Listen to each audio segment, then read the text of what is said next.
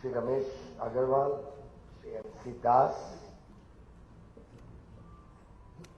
our very senior doyens of industry, past presidents of the chamber, Sri R.S. Goenka ji, other very distinguished members, invited guests to this important 115th annual session of the MCC Chamber of Commerce and Industry, ladies and gentlemen. In fact, it's for me a very, very important day, and a day I feel privileged to be in Kolkata, because we are celebrating today, apart from your 115th annual session, also the birth anniversary of the father of the nation, Mahatma Gandhi, and Pandit Lal Bahadur Shastri. I pay my respects to both these illustrious sons of the soil. The father of the nation gave us the singular privilege of independence without shedding bloodshed. In fact, on 15th August 1947, he was in your very city in Kolkata to ensure that there is peace and harmony and the secular fabric of this country is protected. So in some sense, it's very, very fortuitous that I am in Kolkata on his birthday today. I pay my respects also to Pandit Lal Bahadur Shastri, one of the finest prime ministers this country has ever seen, a person who brought simplicity to public life in the forefront. Many of us will remember when he brought the farmer into the national ethos by raising the slogan of Jai Jawan, Jai Kisan. Of course, another illustrious Prime Minister, Pandit Atal Bihari Vajpayee, afterwards brought in the Jai Vigyan part of it also. But both these leaders of society, leaders of this country, will forever be remembered for their contribution to this nation. And in one sense, your chamber, which is now 115 years old, at the turn of last century, 1901, you were established. Probably at that time as some sort of a community Vaishya Mitra Sabha. And later on in the 50s, probably became the MCC Chamber of Commerce in West Bengal.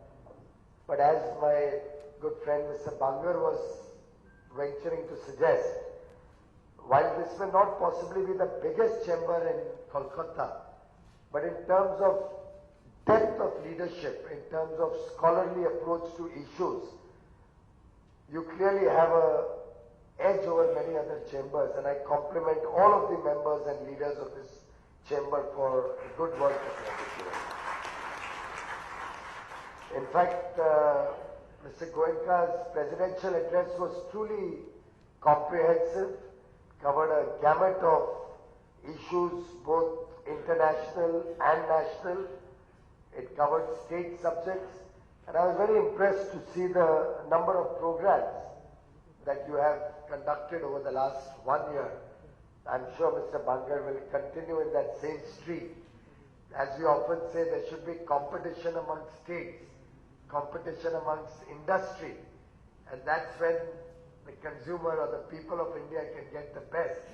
So I'm sure this healthy competition amongst incoming presidents and outgoing presidents will also do the chamber some good and improve further the working and quality of programs going forward. But I was very happy to also know that when the Prime Minister was here in 2013, and you would probably be one of the rare chambers that the Prime Minister has himself attended and addressed in different parts of the country, he had raised two comments which were very important. And I'm just recalling that for those of you who may not have possibly attended. So I believe that that day the hall was full to capacity, probably overflowing. And my remembrance of that program, which was also reported all across the country, is that probably that was one of the first engagements he did outside Gujarat, where his thinking on economic issues, on social issues was brought before the public. And he had talked at that, in your program, about sustainable growth and the importance of sustainable growth for any economy to survive and any economy to grow, and the importance of addressing the concerns of different sections of society, the importance that every section has when one looks at the national good or the good of the country as a whole. Both of these have been issues on which this new government in the last 2 years and 4 months has focused all its attention on. As you are all aware, today also is an important day, because on this day, on Mahatma's birthday, we are ratifying the agreement we had reached in Paris, the COP21 agreement on protecting the environment, protecting the world from further climate degradation, to ensure that the temperature rise does not go over 2 degrees. And we are at a precarious position in terms of the challenge of climate change. In fact, in the current year, the amount of potential carbon that the atmosphere could absorb was breached sometime in the second week of August. I think it was 8th or 9th of August. So we've really exhausted the capacity of the atmosphere to accept carbon dioxide a good 5 months before the end of the year. What we should have absorbed or given out up to December 31st, we exhausted that in August itself, early August. So that's a very alarming situation, and the whole world will have to address this situation. But I'm also delighted that what Prime Minister, then Chief Minister, had articulated in your chamber about sustainable growth is an article of faith both for the Prime Minister and for his government. And we have given a great thrust to protecting the environment. We are committed to meeting our intended nationally determined contributions. We are committed to reducing the carbon intensity of our economy by 33 to 35% by 2030. We are committed to the world's largest expansion in renewable energy. We are hoping to, and we are committed to, reaching 1,75,000 megawatt of renewable energy installed capacity by 2022. In fact, we don't consider the large hydro projects beyond 25 megawatt in this. If we add that, we will breach 2,25,000 megawatt of renewable energy capacity by 2022. And we have a plan that by 2030, 40% of our installed capacity will be through renewable energy sources. Now these are very ambitious, very large goals that this government and the people of India, and I would venture to suggest that all of you in this room are equally committed to achieving. Ultimately, this is about our contribution to making the world a better place to live in. This is about our commitment to our own people, the people of India, to the coastal cities, to the tribal and poor people living in remote areas within the country. We cannot, and it is not even judicious on our part, to leave behind an earth which is worse off than what we inherited. After all, intergenerational equity demands that we leave behind a better planet for the next generation than what we have inherited. After all, we are only trustees of this earth. The people, all of us in this room, are trustees for the next generation. We cannot use up the resources that are available within our lifetime so that the future generations have to suffer. And in that sense, I am delighted that we have found good traction amongst both industry and the people of India in supporting renewable energy. On this milestone day, as the country ratifies the Paris Agreement and joins the global effort to address the problem of climate change, on the auspicious occasion of Mahatma's and Shastriji's birthday, for me it is a great privilege to be amongst all of you in Kolkata, possibly also share with you a small program, and I would urge all of you to join me in that program. It's very close by in the vicinity, where we are going to join the Swachhata movement along with the Prime Minister on this day. In fact, I believe that all of you have been given a small pledge form. Has it been given to everybody? Not yet. I was told that that would be given to everybody, but maybe somebody can check up. The Prime Minister had coined the term Swachhagraha. After all, on 15th August 1947, when Mahatma Gandhi was in Kolkata on a fast, he was basically expressing his unhappiness over what was happening, the partition and then the riots after that.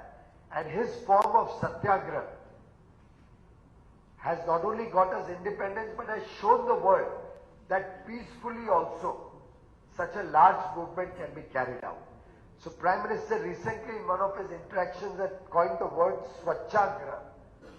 Satyagraha for Swachhata can be combined, and Swachhagraha can be the new buzzword to take the Swachhata Abhiyan as a national movement all across the country. So I have sought your support in terms of a pledge to work towards a clean India. And I hope that some of you or most of you or all of you will deem it fit to join this movement. I hope we have enough copies of this form so that everybody can, consider participating in the Swachhata mission. If you fill this up with your name, address and your mobile number, and just put out maybe 1 or 2 or 3 ways in which you will participate in the next 3 months in this movement. It could be simple thing as spending a few hours a week to maybe keep your neighborhood clean, or some public place clean, a public garden, a public office, your own welfare association or resident association, your surroundings, your office. It's for you to choose how you want to participate in this Swachhata movement. But I do believe that your participation and then your tweeting about it or writing a Facebook post on social media or sending in a photograph of what you did. And we've just created this Gmail account last night, I believe. So that if you can send in your photographs on this, we will also let the world at large know that the MCC chamber is a part of this mission and how senior people in industry are joining the Swachhata mission, which I hope will encourage more and more people to participate and make this a mission. In fact, if you log on to the Narendra Modi app, the Prime Minister's app on your phone, and it's very simple to download that app on your phone. If you just give a missed call to 1-800-2090-920. I wish they had put it on this small paper also. But 1-800-2090-920. If you just give a missed call, you'll get a link by which you can download the Narendra Modi app. You could even just go to Google or Apple Play Store, and there also you can download Narendra Modi app. Why I'm suggesting this is because on that app, there is a section where if you download your photograph participating in Swachhata mission, or you take the pledge to download on that app that you are going to be a part of Swachhata mission, that goes right up to the Prime Minister in terms of MCC chambers maybe you have 650 members, I am told. So many of these 650 members from NCC have become a part of the Swachhata mission. They've taken a pledge on the Narendra Modi app, and if you post your photograph on that app, the app will automatically convert that into a video and share it with the people at large. So your effort to join Swachhata movement will become a part of the national effort and will get widely publicized to encourage other people. The publicity is not so that your name or it's not about publicity for the sake of somebody's name becoming bigger. It's to encourage other people that if a Goenka and a Bangar become a part of Swachhata mission, I'm sure many more people all across trade and industry and business and other sections of society will also be encouraged to join this mission. So I'll one last time give you the number, if you can note it down, and at your leisure give it a missed call. 1-800-2090-920. Of course, at any public gathering, I would have also said that giving a missed call there does not cost anything. It's free of charge. But I do hope the NCC chamber, I don't have to say that. पर हम सब मारवाड़ी बनिए लोगों का वैसे उसमें भी उत्साह रहता है. I'm glad that my esteemed colleague and the president of the chamber talked about the Make in India program and the various initiatives that we have embarked on under the National Manufacturing Policy. In some sense, this also links up to Mahatma Gandhi. After all, Gandhi ji के लिए स्वदेशी बहुत प्रिय था. He was very focused on Swadeshi. He believed that India has to be a self-sufficient, self-reliant country. He believed that we have to develop capacities and capabilities within the country to meet the needs of the people of India. Mr. Goenka spoke at length about the energy security of the country and energy independence. And it all links up to Mahatma Gandhi's Swadeshi philosophy. This government, ladies and gentlemen, believes in Swadeshi. And it is at the core of our economic thinking. It is at the core of our philosophy. It is deeply entrenched in the ideology that we all believe in, that Pandit Deen Upadhyay had articulated in the 60s. In fact, only on 25th of September, we have also launched the 100th birth anniversary of Pandit Deen Upadhyay, the ideologue of my party, who first articulated Antyodaya, an integral humanism. And Antyodaya is a simple concept. All that he talked about is that a person's happiness or a person's development and growth cannot be assessed only by an economic parameter. It is a holistic 360-degree development where every aspect of human existence impacts a person's development, his happiness, his growth, his future, and his success. And in that, Antyodaya articulates that the person at the bottom of the pyramid, the last man, the poorest of the poor, has the first right on the nation's resources. It was a simple philosophy. I'm happy that what Pandit Deen Upadhyay articulated in the 60s is now, today, being recognized across the world. The gross happiness index that we are talking of today, 50 years after Pandit Deen Upadhyay brought out his philosophy and his ideology, the gross happiness index that we discussed today is nothing but integral humanism. When Amartya Sen talks of the bottom of the pyramid, it's nothing but what Panditji spoke about in Antyodaya. Care, concern, value for the person who is the poorest of the poor, the last man in society. And in some sense, all of us in this room have this duty towards the poor, have a duty towards the welfare and the upliftment of that section of society which for years and years has remained deprived, poor, discriminated.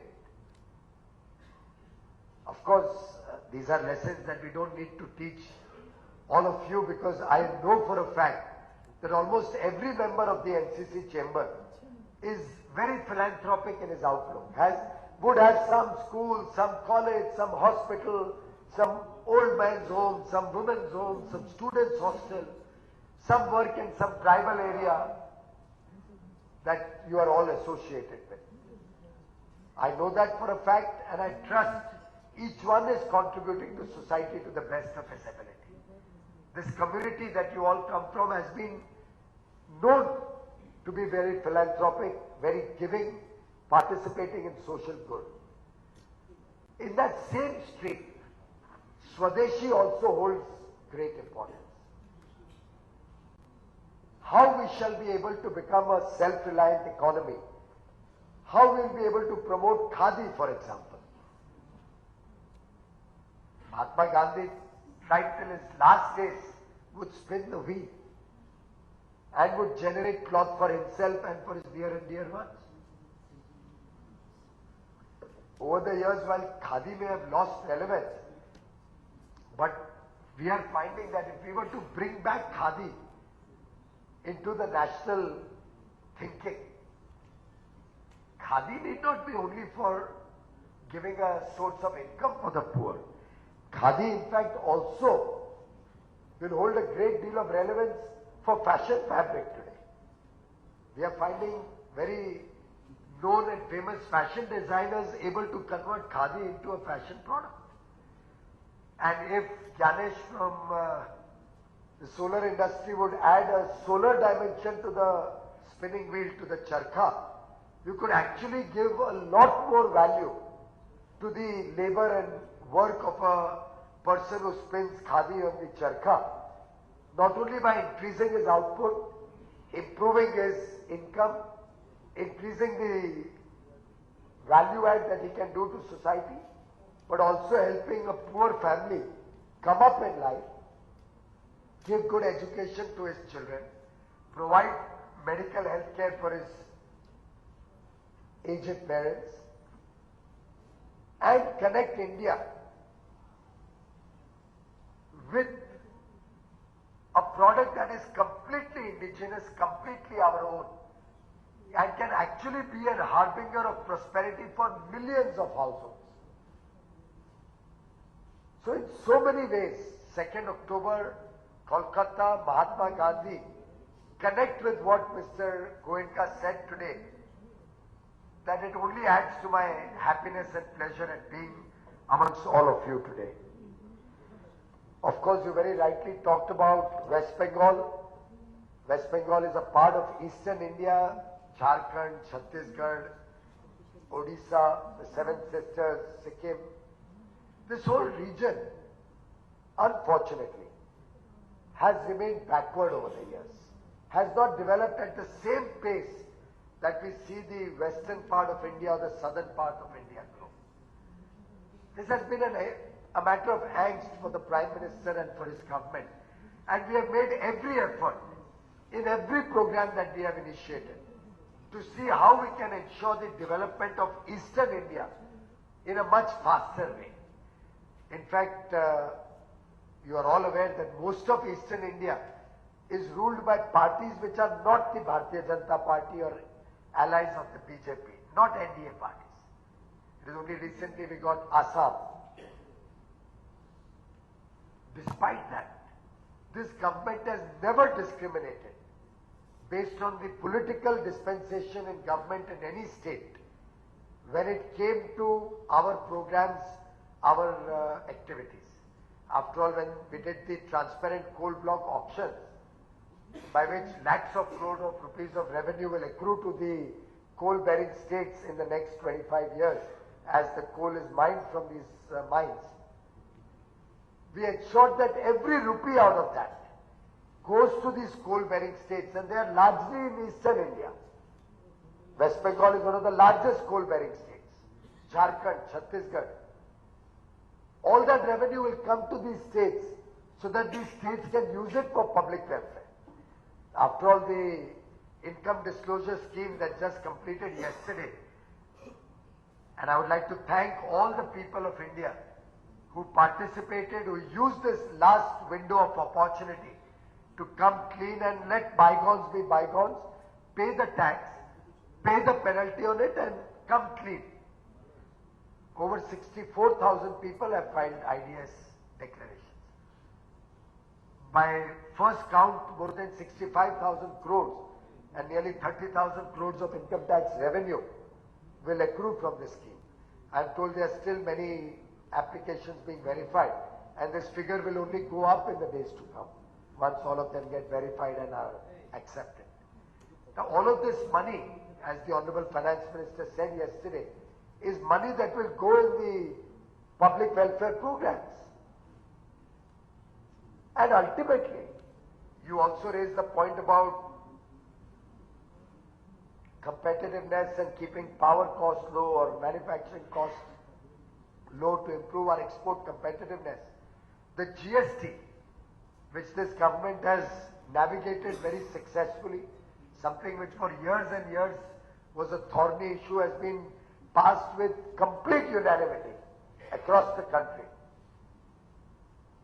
And the whole idea of GST is to get rid of possible leakages in the system, but also bring down tax rates, effective tax rates, by delayering taxes, removing the multiple layers of taxes. But all of this can only be successful if everybody participates honestly in this. Of late, I used to get calls, people complaining. There are lots of surveys being carried out by the Income Tax Department. A lot of people used to say that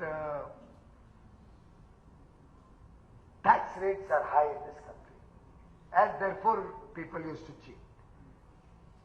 Now, tax rates is a function of people's paying their taxes honestly. Take GST for example. Now, whether GST should be 16%, 18%, 20% or even more will be a function of whether we are all willing to pay our taxes honestly. If we all agree that we will all pay our taxes honestly, and we will become whistleblowers for those who do not pay their taxes honestly, then the entire country can benefit from lower taxes. After all, a few people cheat, but the people who cheat result in the competition becoming unfair.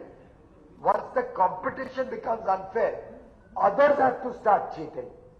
And then we become a society of cheaters. And the honest people who want to pay their taxes are required to pay at a much higher level, often uncompetitive. And that is the cause for the whole taxation system in the country to gradually keep getting edging upwards and upwards. But should everybody decide that we will not encourage cheating on GST, cheating on income tax, cheating on custom duties, declaring the honest good that comes in at the import stage itself, then one can imagine a whole ecosystem of low taxes, of competitive taxes, and equal competition and fair competition for everybody in the system. I am making this appeal in Kolkata through the NCC chamber to the people at large, to industry, trade, business across the country, to reflect on this, to think what could be the impact on all of us, and because of that impact it will ultimately benefit the consumers of India. If we all make up our mind that we are going to pay our taxes honestly, come what may. If you ask me, if everybody agrees to come onto the GST network and pay their taxes in a fair and transparent manner, not only will we be able to simplify the procedures, but we will also be able to keep tax rates generally low, so that India becomes a competitive society, both for our domestic consumption and for our export requirements.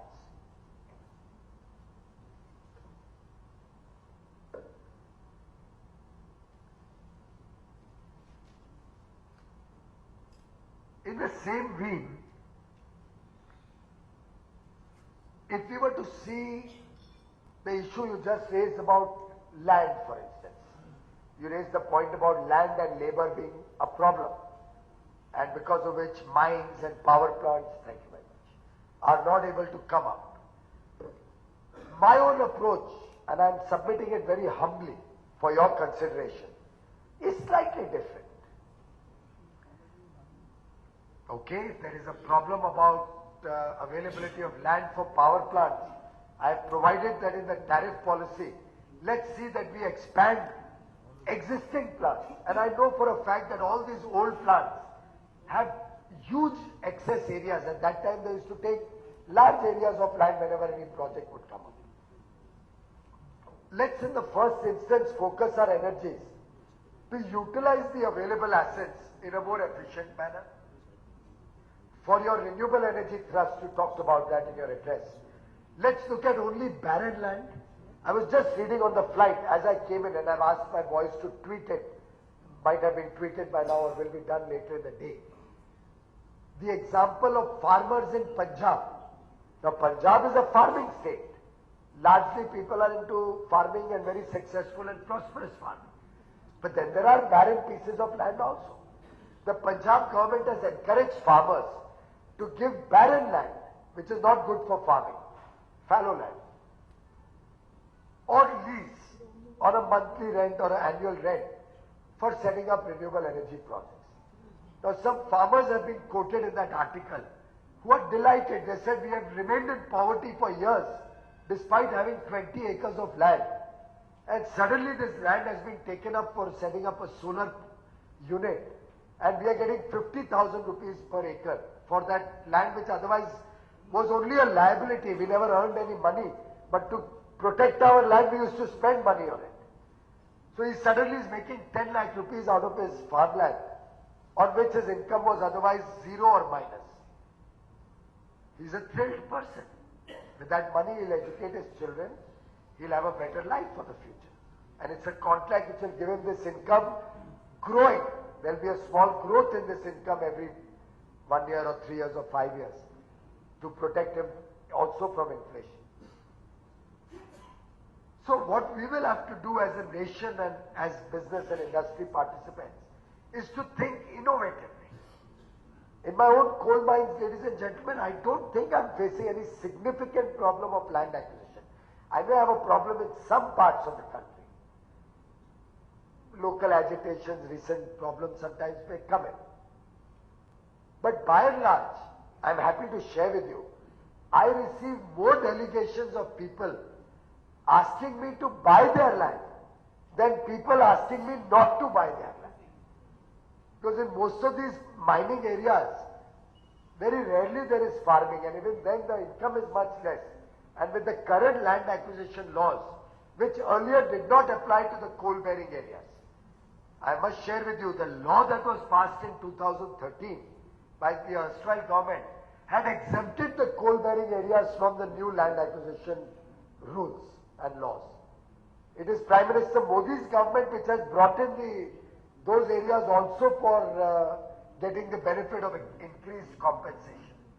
And with the current levels of compensation that most states have now announced, I don't know what West Bengal has done about it, but with the current level of acquisition amount, most people are happy to give their land than not give it. Subject, of course, to the political atmosphere in that state. And what will happen is gradually people will move towards those states which support business and industry to come in. It has happened earlier with your own state. People have moved out and gone to other states. But I am glad that now there is an effort to once again attract industry and bring them back to West Bengal and encourage them to set up business here. Because as I said earlier, we believe Eastern India has to develop and has to develop exponentially if India has to develop.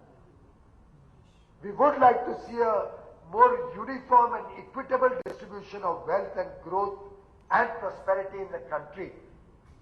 And it is an integral part of our plan that states like Uttar Pradesh, Odisha, West Bengal, Assam, Bihar grow much faster even than the national average. To help the people of these states improve their life, improve their future, improve the future of their families.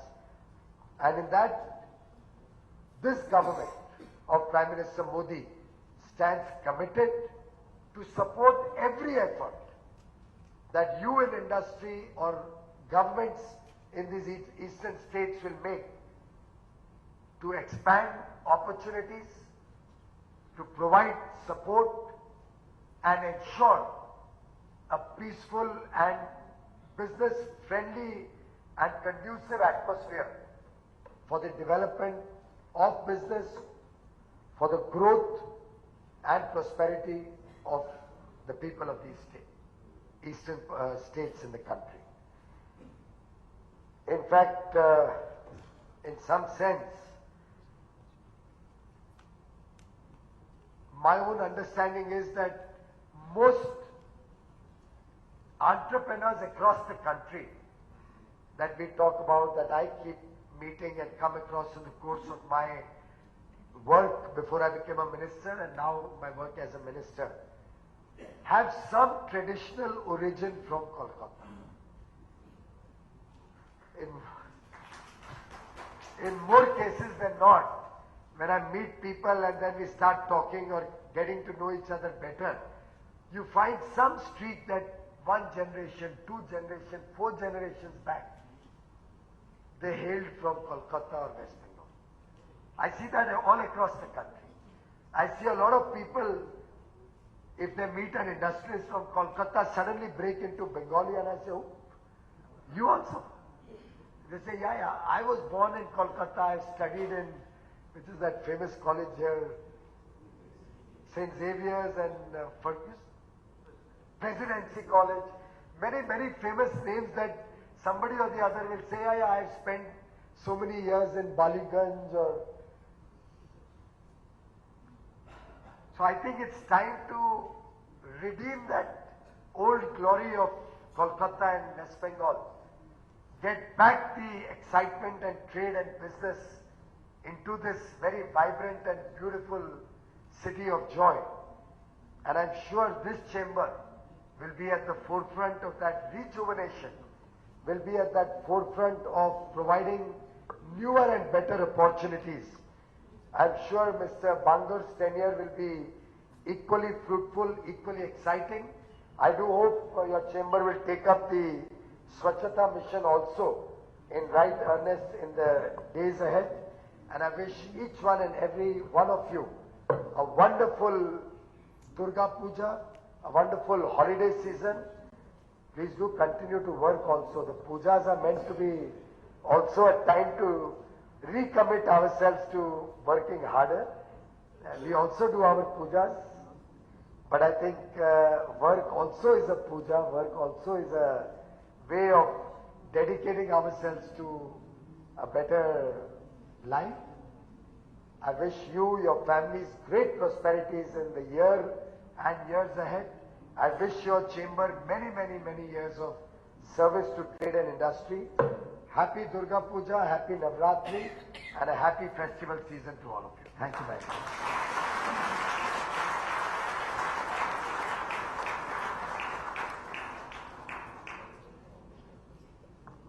After that outstanding oration, it's a very pleasant duty to invite Shri Hemant Bangar, Senior Vice President of the Chamber, to deliver the vote of thanks.